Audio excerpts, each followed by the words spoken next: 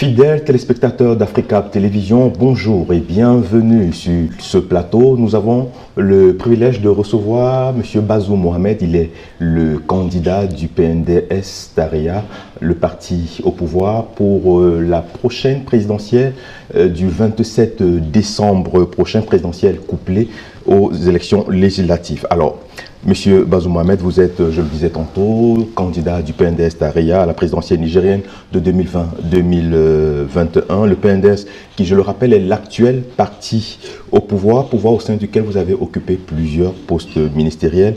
La présidentielle au Niger enregistre 30 candidats, une première dans le pays. Nous allons nous intéresser durant ces 26 minutes à votre programme de campagne dénommé Programme de Renaissance 3, consolidé et avancé. Alors, pourquoi l'avoir intitulé ainsi? Nous l'avons libellé ainsi parce que le programme présenté par le président Issoufou en 2011 était libellé de la même façon. C'est le même libellé qui a été reconduit en 2016 dans la mesure où je poursuis l'action du président Issoufou et que je reste dans la philosophie qui a sous-tendu son programme. Nous avons reconduit le même libellé, mais dans la mesure également où je suis différent du président Issoufou, en ce sens que lui, il a épuisé ses deux mandats et il s'en est allé. Je vais consolider ce qui avait été acquis sous le président Issoufou et avancer. Voilà, ce programme s'articule autour de 12 points. Le premier parle de la consolidation des institutions démocratiques et républicaines. Vous insistez cependant sur le renforcement de l'état de droit dans vos nombreuses sorties. Les Nigériens qui vous écoutent en ce moment veulent savoir comment comptez-vous consolider les institutions? Nous allons les consolider en renforçant l'esprit qui les sous-tend. Vous savez, ce qui sous-tend le fonctionnement des institutions démocratiques, c'est la vertu. Et il est exigé des acteurs qui concourent à l'expression de l'état de droit d'être en phase avec cette exigence éthique de l'état de droit qu'est la vertu. Et c'est pourquoi j'insiste beaucoup, j'insiste peut-être outre mesure, sur la nécessité de cette vertu pour que l'état de droit ait un contenu et un sens. Monsieur le Président Bazoum Mohamed, vous insistez, permettez-moi de le dire, sur la vertu. Alors, comment techniquement cela va être mis en place? Comment est-ce que vous allez faire pour amener les uns et les autres à pouvoir s'aligner derrière cette vision? Malheureusement, on n'a pas de formule technique pour que les gens se comportent bien. Car si c'était le cas, tout le monde se serait bien comporté. C'est une application qu'il fallait mettre en œuvre. Il faut être exigeant vis-à-vis des agents de l'État en particulier, dans la gestion de la chose publique. Et par les moyens de la coercition à la disposition des pouvoirs publics, faire en sorte que les agents de l'État se comportent bien. Il faut que s'arrêtent certaines pratiques. Et il n'y a que l'exemple des mesures de coercition qu'on peut prendre et qui peuvent affecter certains pour que l'on comprenne que les choses doivent changer et que les choses changent en effet. En somme, vous allez donner l'exemple si on retient. Voilà, c'est ça. Il faut prêcher par l'exemple dans la mise en œuvre des exigences de l'esprit de l'état de droit dont j'avais parlé plus haut. Second point, la défense et la sécurité intérieure. Ces dernières années, le Niger a subi des pertes importantes au sein des forces de défense et de sécurité, des familles endeuillées dans des attaques terroristes jusqu'aux portes de la capitale Niamey. Je vais m'arrêter là. Comment est-ce que le candidat Bazoum Mohamed que vous êtes entend y remédier en garantissant aux populations une sécurité certaine? Ce qu'il faut savoir, c'est que les foyers des organisations terroristes qui sont sur le territoire de l'État du Mali, dans la région, notamment de Menaka et un peu dans la région de Gao, sont à 200 km de la capitale du Niger. C'est beaucoup plus loin que de Bamako. Et pour nous, le défi du terrorisme, quand nous en parlons en ayant vu cette réalité. C'est totalement différent de la perception que peuvent en avoir les autorités maliennes, parce qu'elles sont à 1600 km de ces foyers en question. C'est pourquoi lorsqu'il y a une incursion sur 5 km comme à Inates ou comme à Chinagodar, la dernière fois, ça se passe à 200 km de Niamey. Oui, en effet, nous avons eu des postes militaires avancés, de reconnaissance, on les appelle. Nous avions eu depuis les années 80, nous avons installé des postes militaires de reconnaissance. Les années 80, c'était des années où il n'y avait pas de terrorisme.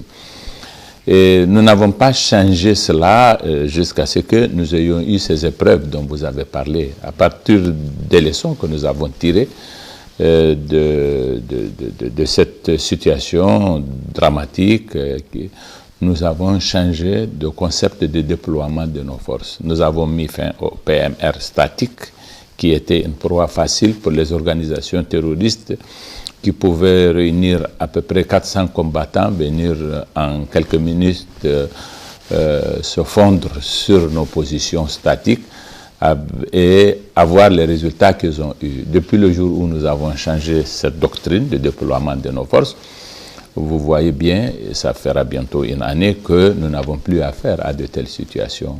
Et nous avons par conséquent une projection dynamique de nos forces qui les rend moins vulnérables à l'asymétrie citée de la situation à laquelle nous sommes confrontés. Voilà, nous poursuivons avec le troisième axe de votre programme, une diplomatie selon votre programme qui doit porter sur 3 points, la sécurité, l'économie et l'environnement. Une diplomatie très active d'ailleurs sous le régime du président Issoufou Mahamadou. N'avez-vous pas le sentiment d'avoir une certaine pression si vous ne faites pas mieux? Bon, nous allons nous efforcer de faire la même chose que le président Issoufou. Moi, j'ai animé la diplomatie de mon pays pendant le premier mandat du président Issoufou et je n'ai jamais été très éloigné des questions diplomatiques, même lorsque je suis revenu au ministère de l'Intérieur, parce que l'agenda diplomatique régional est un agenda sécuritaire, tout simplement. Et ces questions restent malheureusement encore d'actualité. Je pense que nous pouvons poursuivre l'effort entrepris par le président Issoufou avec des chances de fortune égale. Quatrième axe de votre programme, les questions économiques et financières. L'économie nigérienne est dominée par le secteur primaire et le secteur informel. Un secteur secondaire faible et surtout une économie pas suffisamment moderne, faiblement diversifiée et peu compétitive dans un contexte d'ouverture de frontières. Que fera Bazoum Mohamed? Voilà, c'est le grand défi, le défi de la ZLECAf pour un pays comme le Niger, qui est un pays enclavé et qui n'a pas toujours des avantages comparatifs très nets, très évidents, et qui était déjà victime un peu des mesures d'intégration prises dans le cadre de l'UEMOA et de la CEDEAO. Mon programme consiste à dire que nous devons, pour le commerce, dans le cadre de la logique de la ZLECAf, identifier des produits pour lesquels nous avons un avantage comparatif et mettre en œuvre une politique justement qui fasse la promotion de ces avantages. Nous allons insister en particulier sur le secteur agricole. Nous avons un certain nombre de productions pour lesquelles nous avons en vérité de grands avantages. C'est sur elles que nous allons mettre l'accent. Nous sommes un grand pays de l'élevage avec des capacités qui sont importantes mais qui sont sous-exploitées. Nous avons aussi d'autres productions dans le domaine agricole et c'est sur elles que nous mettrons l'accent. Voilà un peu ce que nous envisageons de ce point de vue. Nous voulons faire en sorte qu'une bonne partie de l'agriculture et de l'élevage, donc du secteur primaire, passe au secteur secondaire. Et évidemment, nous allons faire aussi la promotion des activités qui relèvent du secteur tertiaire. Ce sont les grands axes de notre politique économique tels que nous les avons définis dans ce programme. Monsieur Bazoum Mohamed, développement de l'agriculture, de l'élevage, nous en venons au 5e point qui porte sur le développement rural et la sécurité alimentaire et nutritionnelle. L'un des gros problème qui affecte les populations nigériennes. Le président Issoufou Mahamadou a mis en place l'initiative 3N. Les Nigériens nourrissent les Nigériennes. Quelques réalisations ont été enregistrées. La création du FISAN, le Fonds d'investissement pour la sécurité alimentaire et nutritionnelle. Et j'en passe. Tout ceci est toujours insuffisant. Qu'allez-vous faire ? Nous allons déjà mettre en œuvre le FISAN. Nous venons de le concevoir, nous venons de le créer. Il n'est pas opérationnel. Nous allons le rendre opérationnel. Ce sera l'instrument majeur dont nous nous servirons en direction du monde rural pour promouvoir la production agricole, en moderniser surtout le financement, le commerce. Et donc, c'est ça notre outil principal. Nous avons, je vous ai dit, de production sur lesquels nous avons de véritables avantages comparatifs. Nous allons aussi faire leur promotion. L'initiative 3N, les Nigériens nourrissent les Nigériens, a permis de multiplier par 4 la quantité de produits agricoles hors saison de pluie, grâce donc à la maîtrise de l'eau et à l'exploitation de l'eau. Nous allons mettre l'accent encore davantage sur l'exploitation des ressources hydriques disponibles. Contrairement à ce qu'on peut imaginer, au Niger, il y a beaucoup de ressources de surface et il y a beaucoup aussi de sources souterraines.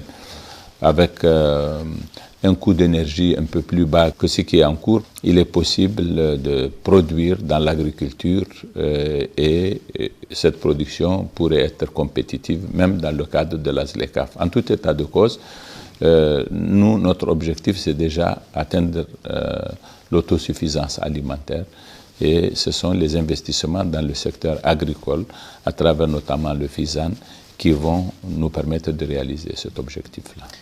Le 6e point, M. Bazoum Mohamed, porte sur l'hydraulique urbaine, rurale et l'assainissement.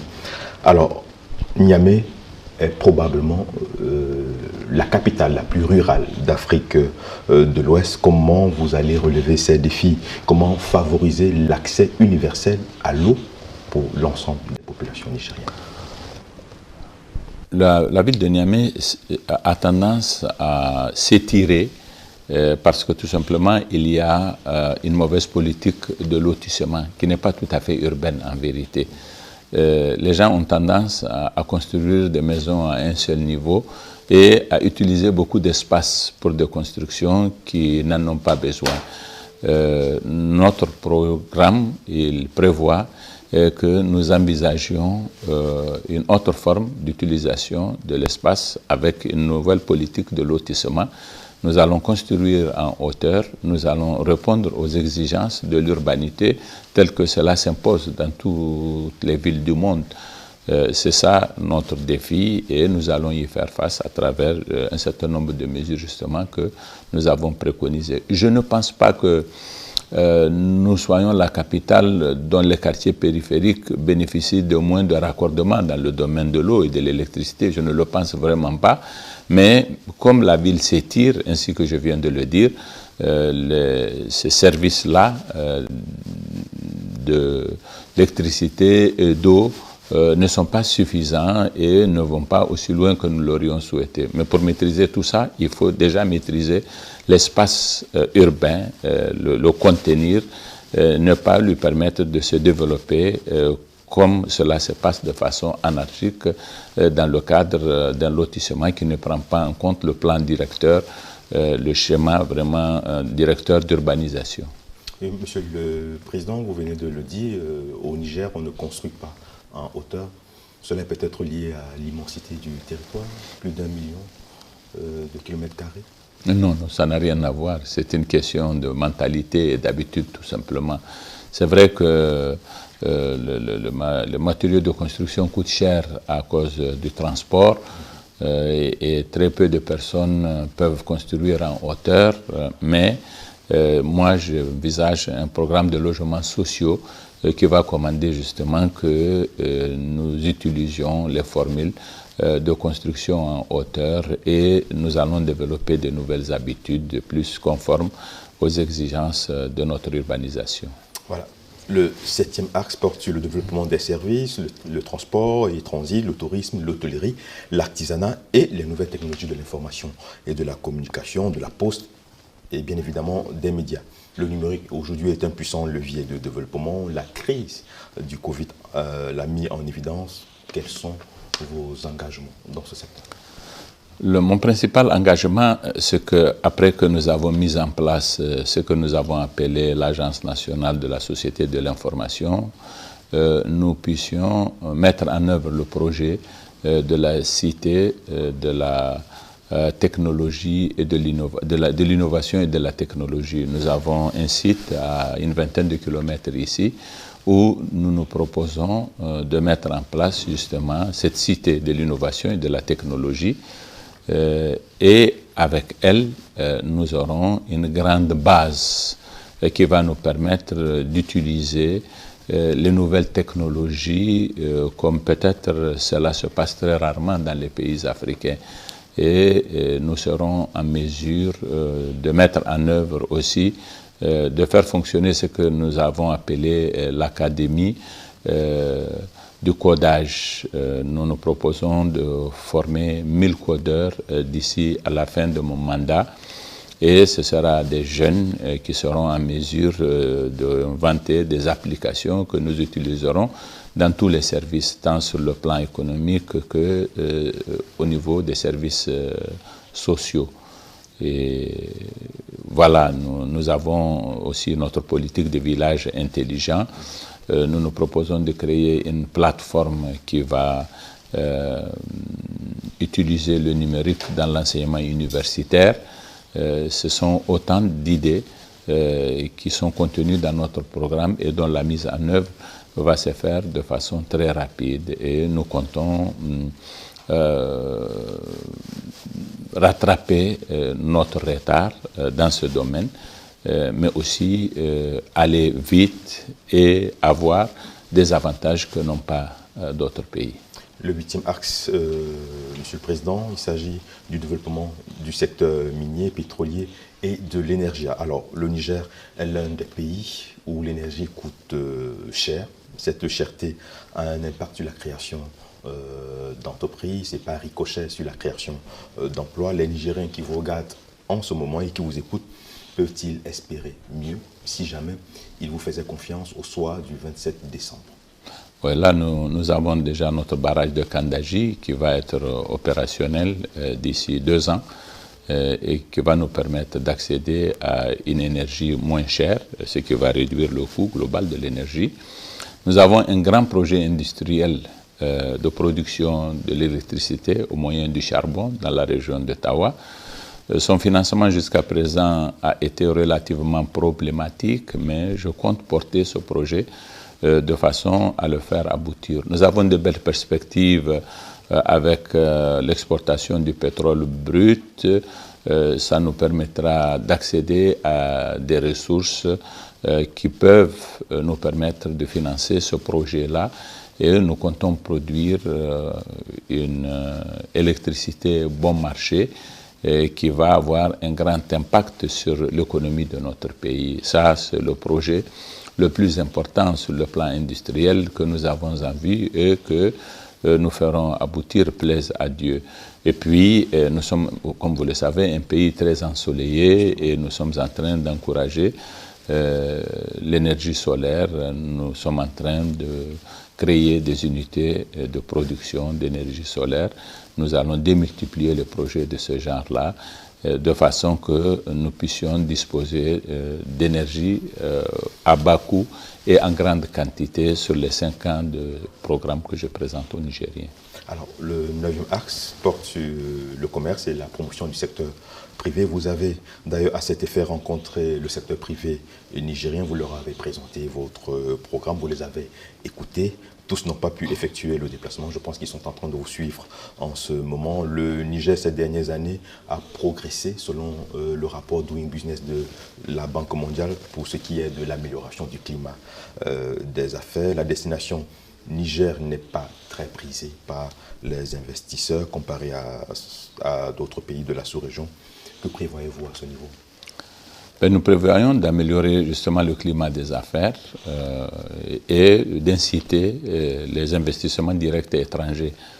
C'est vrai que nous étions un pays qui était moins connu, qui était aussi passablement défavorisé par le contexte de la sous-région, marqué notamment par la prévalence du phénomène du terrorisme pour notre malheur ces dernières années, où pourtant nous avons fait beaucoup d'efforts pour faire connaître notre pays et puis ce qui est en train de se passer à travers le fait que le président Issoufou quitte le pouvoir après ses 2 mandats, qu'il soit remplacé par un autre Nigérien à l'issue d'élections libres et démocratiques, est un facteur très favorable pour l'image internationale de notre pays. Donc vous voyez bien que nous avons beaucoup d'avantages et nous comptons exploiter ces avantages en faisant preuve davantage de rigueur sur le comportement des acteurs qui sont en contact avec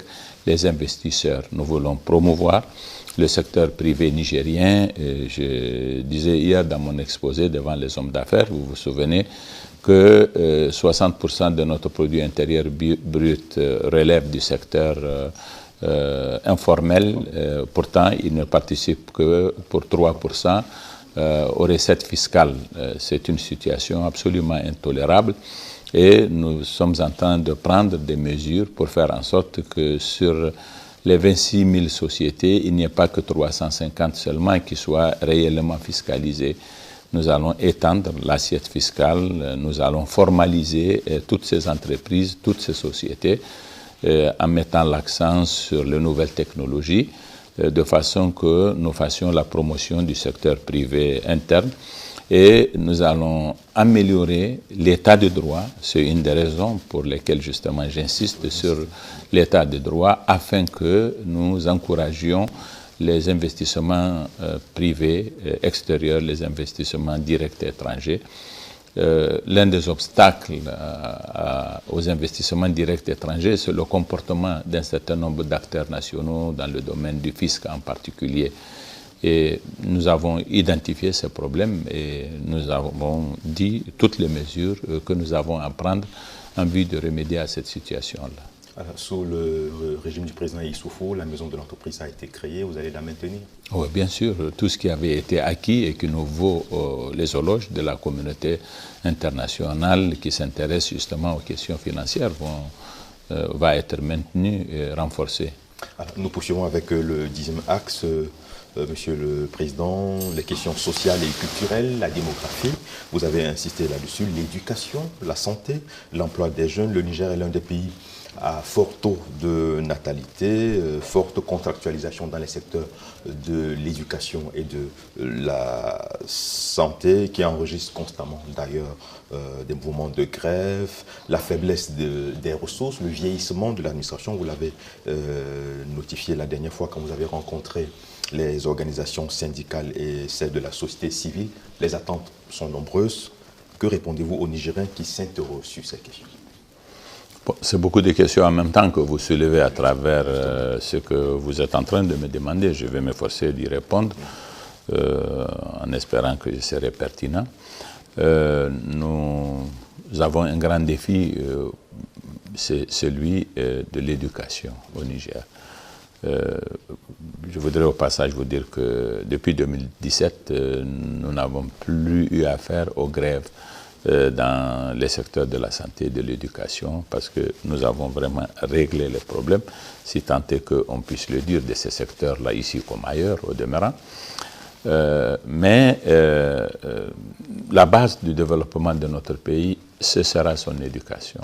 L'éducation au Niger est totalement en panne et je disais hier au syndicat que nous allons engager une politique de dialogue avec les syndicats, mais pas qu'avec eux.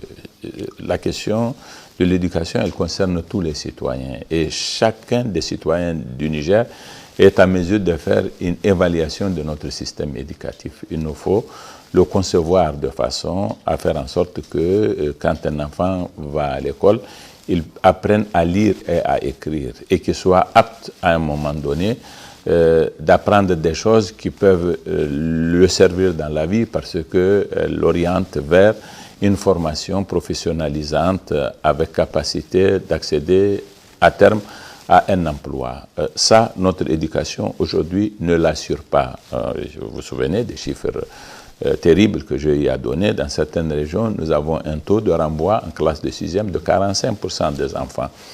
Donc nous devons mettre fin à cette situation. Ce sera extrêmement difficile, mais nous allons prendre le taureau par les cornes.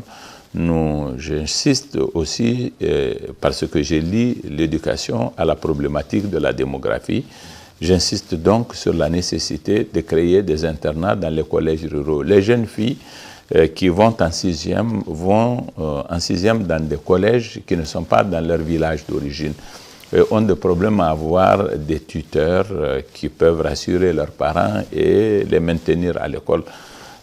Faute de tels tuteurs, en général, les enfants rappellent, les parents rappellent leurs enfants filles et les donnent en mariage à l'âge de 13-14 ans.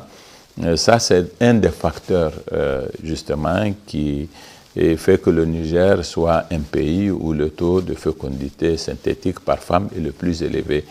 Et mon projet, mon idée à moi, c'est notamment que nous créons des internats dans les collèges ruraux de façon à maintenir les filles à l'école pendant longtemps, pendant très longtemps, et leur éviter les couches à l'âge de 14, 15, 16 ans. Maintenant, une fille à l'âge de 18 ans à l'école, on lui évite 2 à 3 couches.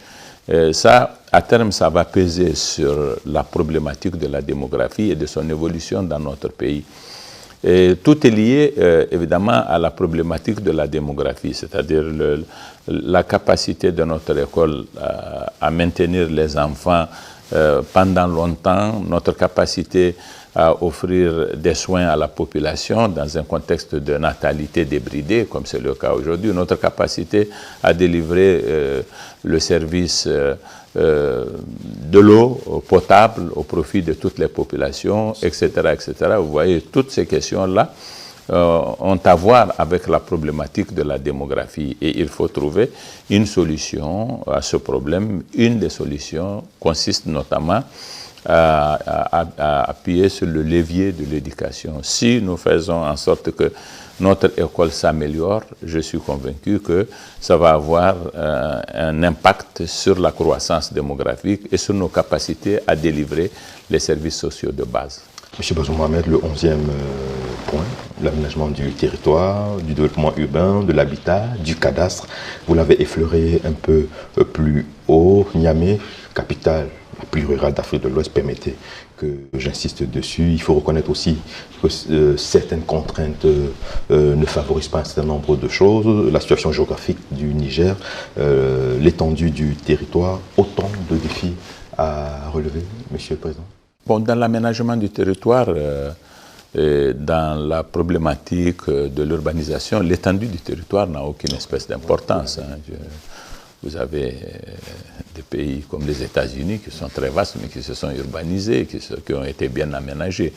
Donc, oui, nous avons ces défis. L'une des idées que moi je préconise, c'est de mettre la topographie avec le foncier, le cadastre. Nous avons deux services différents.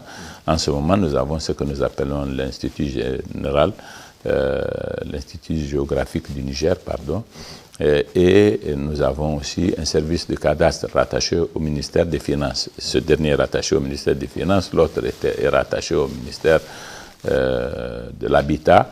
Nous allons mettre ensemble tous ces services qui ont rapport avec le foncier.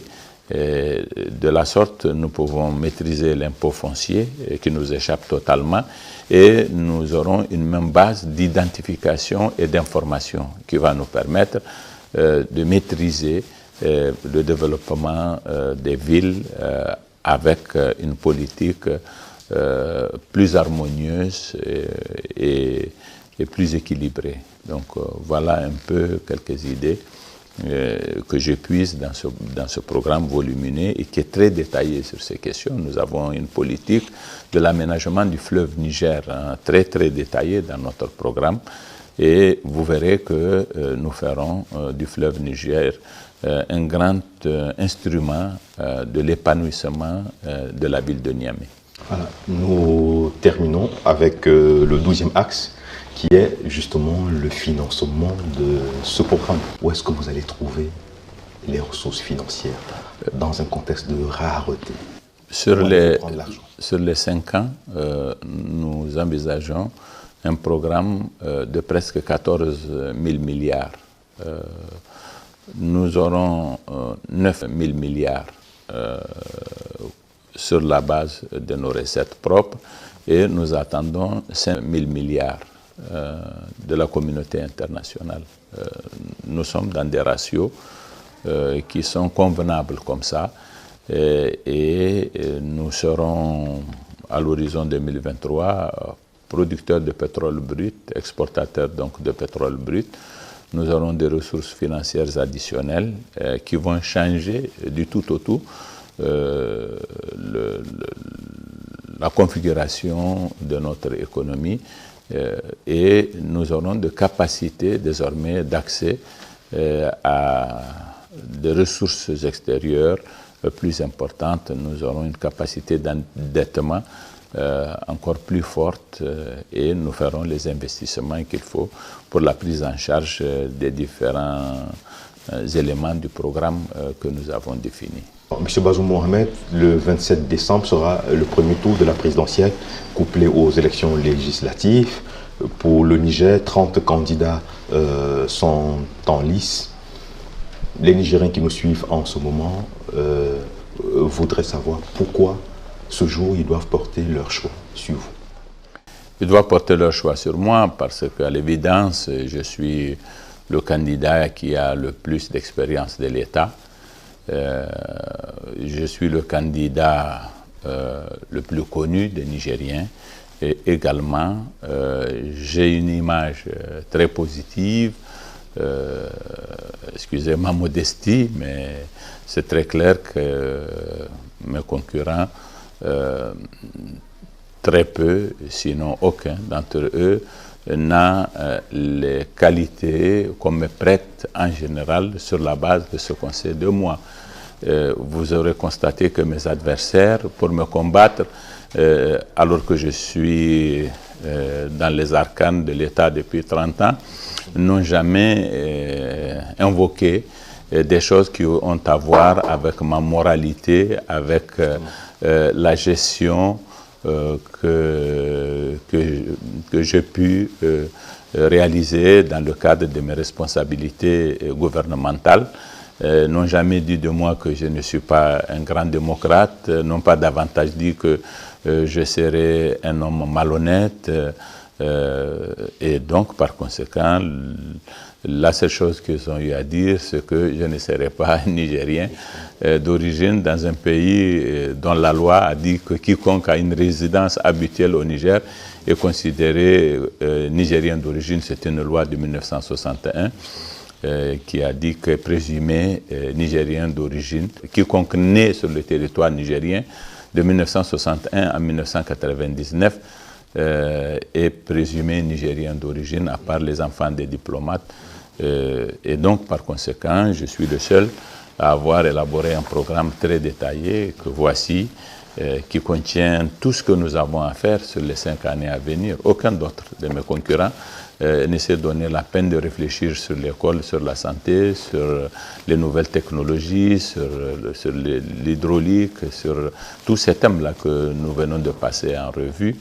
Et donc, par conséquent, adossé à un parti aussi fort que le PNDS, je donne aux Nigériens la garantie de la stabilité dont le pays a besoin. Et donc, par conséquent, de ce point de vue, je suis totalement singulier. et j'ai des avantages qu'aucun de mes concurrents ne possède. Monsieur Bazoum Mohamed, merci et nous souhaitons bonne chance. Alors, c'était Bazoum Mohamed, le candidat du PNDS derrière la prochaine présidentielle du 27 décembre prochain. Merci d'avoir été des nôtres. Restez en compagnie de nos programmes sur Africa Télévision.